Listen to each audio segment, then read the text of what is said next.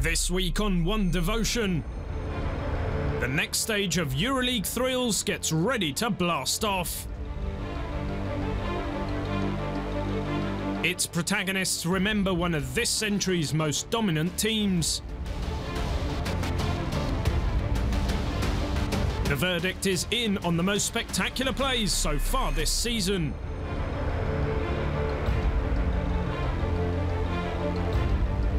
And a champion looks back on winning the title of his dreams. 2015 is a year that Andres Nocioni will remember for the rest of his life. By winning last season's Euroleague title with Real Madrid, Nocioni didn't just bring a magnificent season to a glorious conclusion, it was also the fulfillment of a lifelong personal ambition. Because unlike many youngsters in his native Argentina, Nocioni's biggest dream as a child growing up was to someday become a European champion. I was waiting for a long time because when I was a kid I was dreaming to play in Europe and especially to be a champion in the Euro Cup, so that was amazing. I grew up watching TV, watching games in my small town, Galvez, in Argentina, and was dreaming about someday I'm going to play in Europe. So to be a champion in Europe is amazing feeling. I was thinking about that for a long time because with my dad we wake up early in the morning in Argentina for watching this kind of game, and I was kind of saying, man, I want to play there. I never think about to play in the NBA. It never was my dream. My dream was to play in Europe.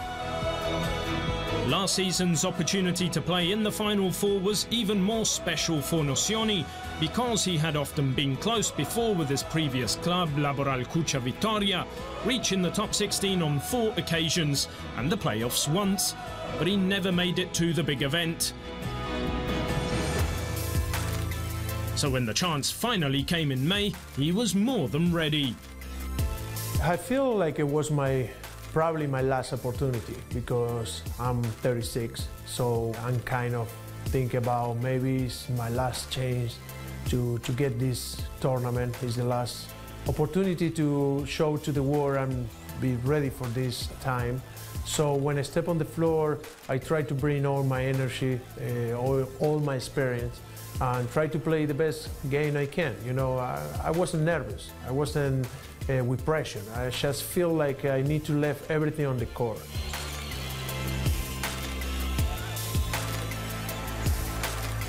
Nocioni played a strong role in Madrid's semi-final victory over Fenerbahce, scoring 12 points and gathering 6 rebounds.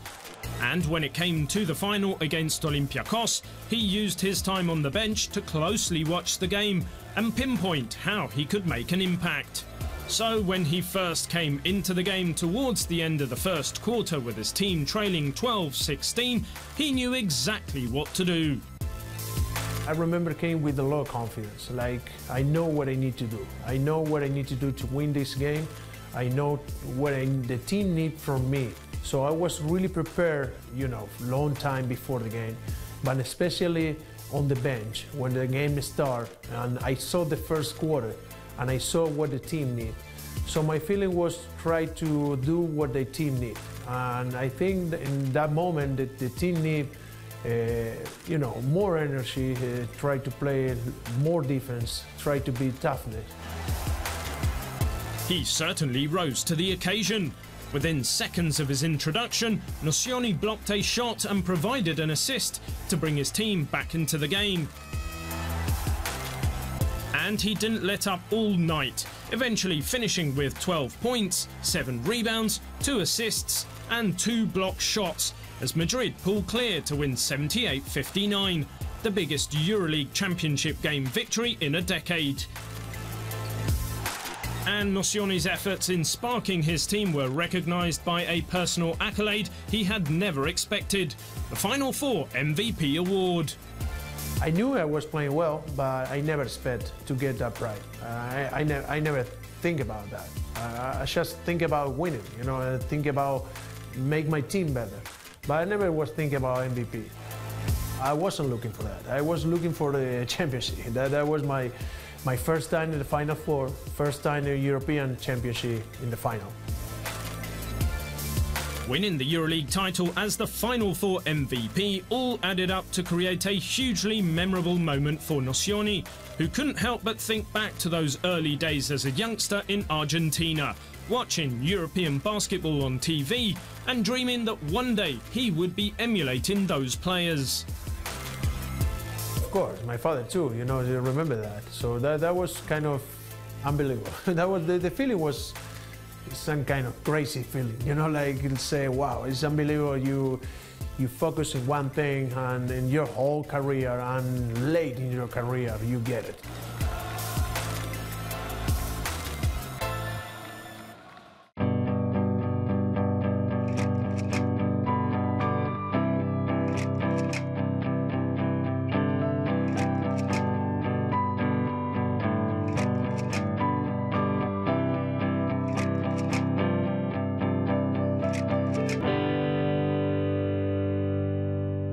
Alessandro Gentile of EA7 Milan comes from the quintessential basketball family.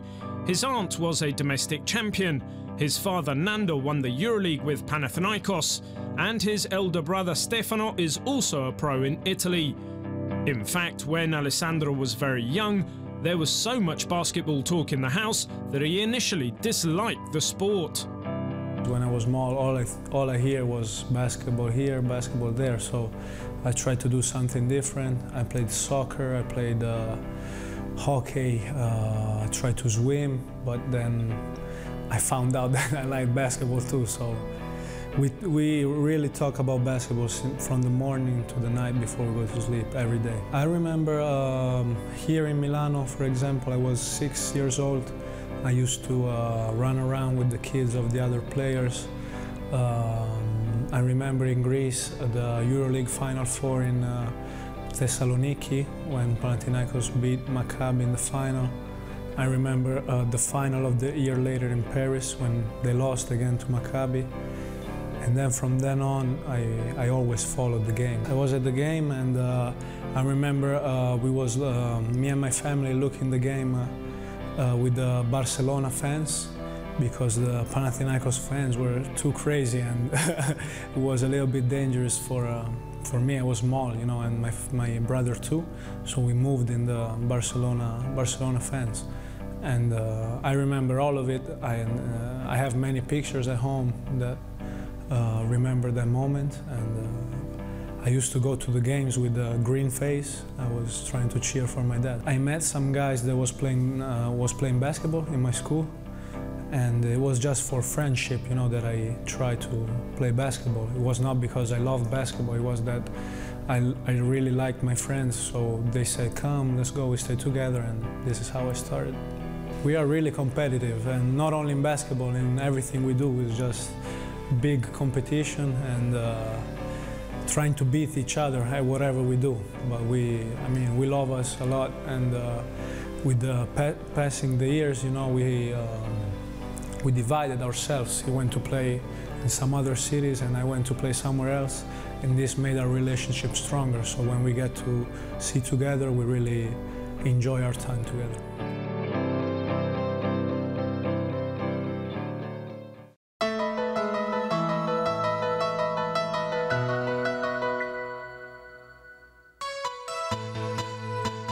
Having been a Final Four regular for years, FC Barcelona was a legitimate contender once again, entering the 2009-2010 Euroleague season.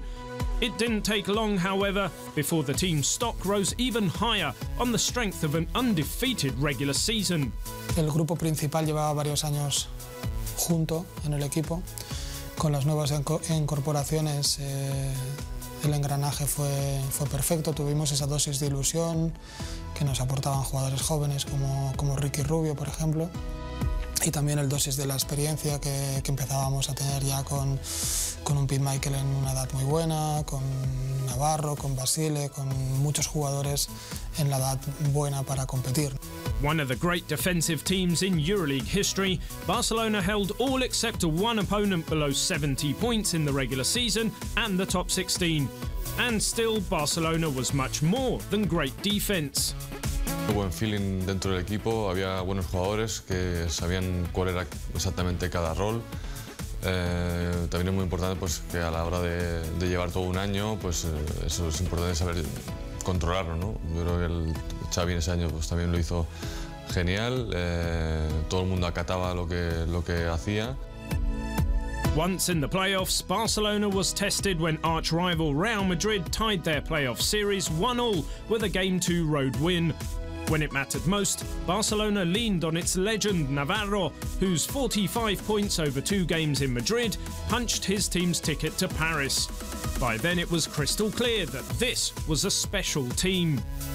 Jugamos mucho baloncesto por encima del aro, con Fran Vázquez, con Boniface Ndong, con Terence Morris, que nos daba una dimensión un poquito diferente a muchas de las cosas que se veían en ese momento. Jugamos mucho en primeros segundos, que hasta ese momento no se estaba jugando demasiado en esos años de Euroliga. Ya no contraataque, que eso sí, pero sí llegar jugando en transición y utilizar los primeros segundos, la creación, creo que no era lo más habitual en ese momento y nosotros empezamos a darle mucho ritmo al juego. Perennial power CSKA Moscow waited in the semi-final, but Barcelona clamped down its defense to win 64-54. In the final, it was Barcelona versus Olympiacos, the Euroleague's best offense and best defense battling for the crown. Fortunately, the one player still around from Barcelona's 2003 title team was born for such moments. In an 86-68 victory that was decided early, Navarro poured in 21 points and added the Final Four MVP trophy to his vast collection. En 2010 ya me consolidó como un buen jugador y un jugador respetado y fue muy diferente a lo que pasó en 2003. En 2003 nos costó bastante, sobre todo semifinales, y aquí la verdad es que teníamos un grupo y fue todo rodado. El juego del equipo fue impresionante y a nivel personal pues que te dieran pues, el MVP de una final, que ningún español pues lo tenga, pues es un honor. Barcelona's domination that year was completed by becoming the first team this century to win both Final Four games by double digits. Recuerdo en la preparación previa que fuimos capaces de cambiar muchos aspectos tácticos entre semifinales y la final, porque las características del adversario eran muy diferentes. Y recuerdo que jugamos una final casi perfecta, ¿no? Muy buen baloncesto. Its 2 victories in Paris resulted in Barcelona finishing with a 22 record for the highest winning percentage in the Euroleague this century. But what many fans will remember most is a super talented, fun-to-watch team that simply had all the answers. Bueno, muchos aspectos. Tácticamente era un equipo muy maduro, que podías cambiar cosas de un día para otro, cosas que otros equipos tardarían semanas en hacerlo. Era un equipo muy especial a nivel táctico. Para ganar la Euroliga o para hacer una temporada tan buena necesitas que muchos factores converjan en una misma dirección y en este caso pienso que en el 2010 se dieron estos factores.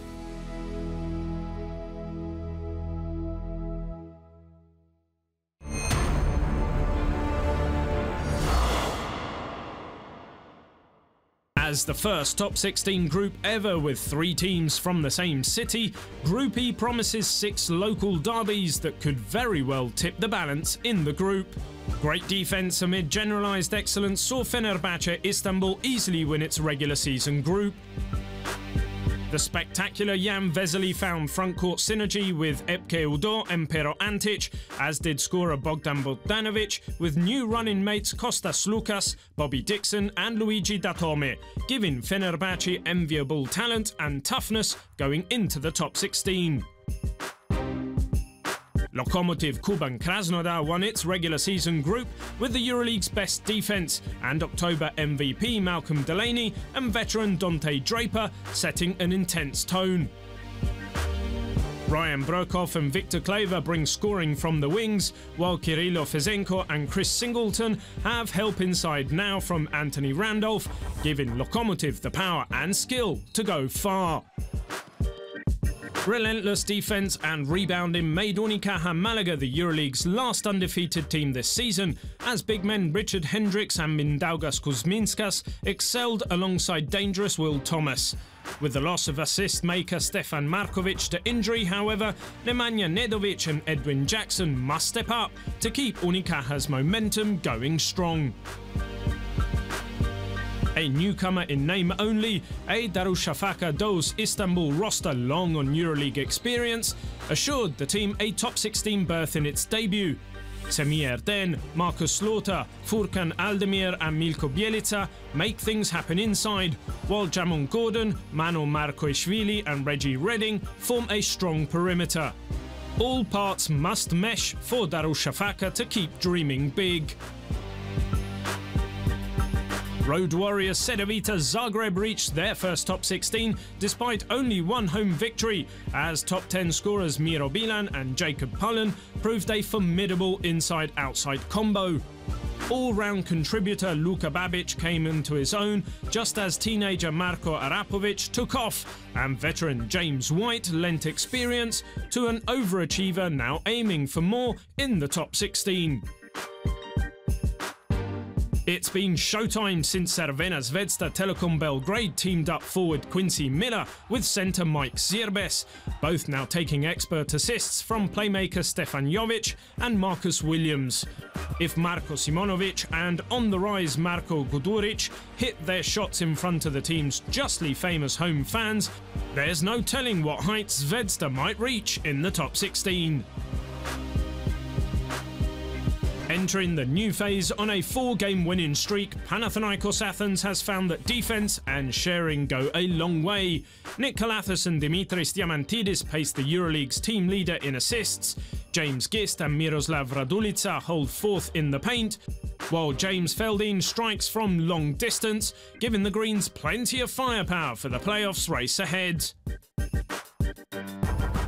Anadolu Efes Istanbul's regular season finished strong as Thomas Hertel led the Euroleague in assists and John Diebler in three-pointers for an offense that ran only in high gear. Do-it-all Dario Saric, smooth Derek Brown, bruising Bryant Dunstan and jumping Alex Tyus fill a fearsome front court, while Jason Granger and Birkan Batuk add energy, as Efes relies on great depth to chase down its playoffs dream. It's all about survival from the get-go in Top 16 Group E. A super strong Group F features 4 teams that have lifted 6 Euroleague trophies in the last decade, plus the reigning Euro Cup champion. A top 5 regular season team in both 2- and 3-point shooting, upstart Brose Baskets Bamberg features versatile November MVP Nicolo Melli, Steel's leader Brad Wanamaker and Duncan Daniel Theis. The experience of floor generals Nikos Zizis and Yanis Strelniks will be key in the hunt for Bamberg's first ever top 16 victory, and more. Laboral Cucha Vitoria Gasteiz boasts a perfect home record, the league's third best offense and its top overall performer, Ioannis Bourousis. Perimeter scorers Darius Adams, Fabian Couture and Mike James also harass opponents into high turnovers and low three-point shooting, giving Laboral plenty of weapons in its quest for a playoffs return. Despite a potent offense led by Alexei Shved and Tyrese Rice, Khimki Moscow region limped to the top 16 as injuries to its big men took a toll. Tyler Honeycutt, James Augustine and Marko Todorovic punched above their weight, but opponents still got more offensive rebounds than against any other team, which Khimki must correct to reach the playoffs. As the top 16's lowest scoring team, Žalgiris Kaunas will rely on its home court, defense and veterans like Paulius Jankūnas and Mantas Kalnietis going forward. With newcomers Jan Vujukas, Brock Motum and Olivier Anlan contributing more every week, hope reigns in Kaunas that team play will give Žalgiris an extra edge in the playoffs hunt. FC Barcelona Lassa will rely on top 16 legends Ante Tomic and Juan Carlos Navarro to rebound from a rare mid-season losing streak. Guards Tomas Satoransky, Carlos Arroyo and Paul Ribas have the team challenging assist to turnover records, while young guns Alex Abrines and Alexander Vesenkov bring the energy Barcelona will need to claim an 11th straight playoffs berth. Olympiacos Piraeus refused to let injuries keep it from winning its group or taking the second-best defence into the top 16. When legend Vasilis Panoulis and centre Patrick Young went down, Georgios Printezis led the way. Newcomers Daniel Hackett, DJ Strawberry and Ioannis Atheneo found their rhythm, while Othello Hunter anchored the middle, giving the Reds a new recipe for more success. With this season's best record and the decade's best offence, CSKA Moscow hits the top 16 running behind superstars Nando De Colo and Milos Teodosic. Little big man Karl Heinz is in top form too, and newcomers Corey Higgins and Nikita Kurbanov coming on strong. With Andrei Vorontsevich steady as ever and Joel Freeland healthy again, the sky is the only limit for CSKA, even in this killer group. Having dodged a bullet to reach the top 16, Real Madrid looks for new momentum behind star tandem Sergios, Yui and Rodriguez in the backcourt, and Gustavo Ayllón and Felipe Reyes in the paint. Newcomers Jeffrey Taylor, Trey Tompkins and Luka Doncic were all part of the 3-win streak that let Madrid survive and begin the top 16 as dangerous as ever in the defence of its Euroleague title. A favourite has got to fall before the dust settles in top 16 Group F. I take a number 3 because nobody before me had that number in Maccabi, so I decided to make something special, from that number.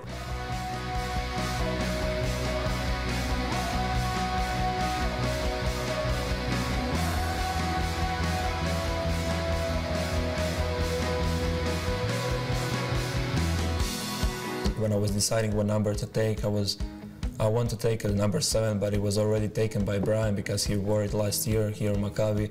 And when I was looking which player, wear that number, I remember that I was in a Barclays Center before 2 years on the Jordan Brand Classic, and I entered the building and I saw up a jersey of Dražen Petrovic, number 3, and I was so proud, So I decided to take that number, in honor to him and also to make this something special from that number here in Maccabi.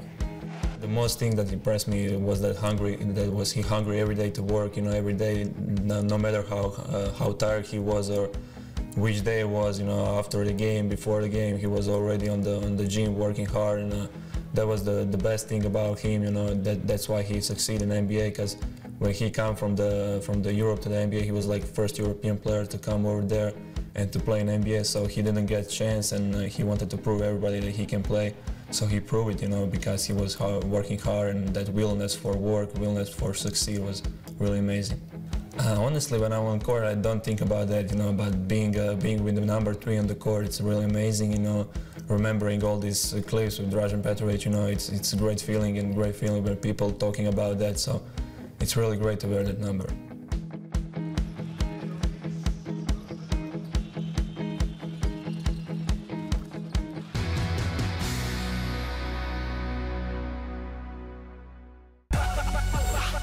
Number 5, round 3, Limoges, France. Fabien Causeur with great hustle to keep the ball in bounds, and Mike James soars above a defender to explode a slam. Sensational finish from Mike James. Number 4, round 2, Madrid, Spain. Rudy Fernandez has got a lot to do. Beats a man with an incredible spin and then a circus shot. The ball drops into the basket. Sensational individual brilliance from Rudy Fernandez. Number 3, round 5, Istanbul, Turkey. Final stages of an exciting game. And look at the celebrations as Fenerbahce with the alley-oop. Kostas Lukas throws it up. Nikola Kalinic finishes. Number 2, round 8, Belgrade, Serbia. Here's Quincy Miller flying into the putback dunk from Mike Zirbis's missed shot. A sensational finish at a key stage of a big game for Crvena Zvezda. Quincy Miller, unstoppable. Number 1, round 7, Moscow, Russia. Closing stages of a close game. Dinamo Sassari with possession. Christian Iyengar just takes off and flies to the basket. What a slam for Dinamo Sassari, and Christian Iyengar, the play of the regular season. The top 16 starts early this week with a derby in Moscow, a duel between a master and his former pupil, and a superpower game of the week. Group E blasts off nostalgically for Fenerbahce coach Željko Obradović as he hosts his old club Panathinaikos and its new bench boss Saša Đorđević, whose long ago buzzer beater won both men a Euroleague title. Jan Vesely will sound the battle call for Fenerbahce, while red-hot Nick Kalathis seeks to control the tempo for the Greens. In their first meeting this century, Anadolu Efes and assist leader Toma Hertel face visiting Crvena Zvezda and the Euroleague's fifth-ranked performer, Big Mike Zirbes. Expect a great head-to-head matchup too between electrifying Quincy Miller and hard-charging Dario Saric. Group E's first round is complete with Cedevita hosting Lokomotiv for their first game ever, and Unicaja versus Darushafaca in a regular season rematch. Group F opens with crosstown rivals in their first ever Euroleague showdown as Khimki hosts CSKA in Moscow. The visitors own the Euroleague's best record behind high-scoring guards Nando De Colo and Milos Teodosic, but they'll be challenged by Khimki's own star backcourt duo, Tyrese Rice and former CSKA player Alexei Shved. The game of the week is a rematch from last season's playoffs as Barcelona seeks revenge in Greece against Olympiacos. The Reds will pit hero Georgios Printezis and a stellar defense against a Barcelona legend who's heating up on cue, Juan Carlos Navarro. The Reds will key on visiting centre Ante Tomic too, with new reinforcement Sean James to help protect the rim. Group F finishes top 16 round 1 with Žalgiris facing Laboral Kucha, while Real Madrid hosts a Broza Baskets team looking for its first ever top 16 victory.